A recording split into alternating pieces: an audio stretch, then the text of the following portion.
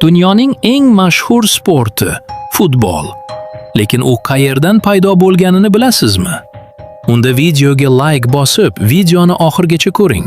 Futbolning ildizlari juda qadim zamonlarga borib taqaladi.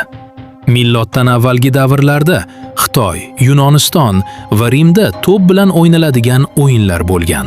Ammo hozirgi futbolga o'xshash o'yin 19-asrda Angliyada shakllana boshlagan. 1863-yili Angliyada bir guruh odamlar birlashib, futbol qoidalarini rasmiy tarzda jaratishdi.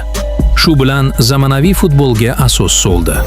Bu tashkilot Football Association deb atalgan va futbol tarixidagi eng muhim qadam hisoblanadi. Shundan keyin futbol tezlik bilan butun Yevropaga, keyin esa butun dunyoga tarqaldi. 1904-yili FIFA tashkil etildi va futbol xalqaro darajaga chiqdi. Yillar davomida bu sport yanada rivojlanib, millionlab muxlislarni o'ziga jalb qildi. Pele, Maradona, Messi va Ronaldo kabi futbolchilar esa futbolni yanada mashhur qilib yubordi. Ilk futbol o'yinlarida aniq qoidalar bo'lmagan. Odamlar to'pni qo'l bilan ham, oyoq bilan ham o'ynayvergan. Darvoza umuman boshqacha bo'lgan. Hozirgi kabi setka emas, faqat ikkita ustun bo'lgan.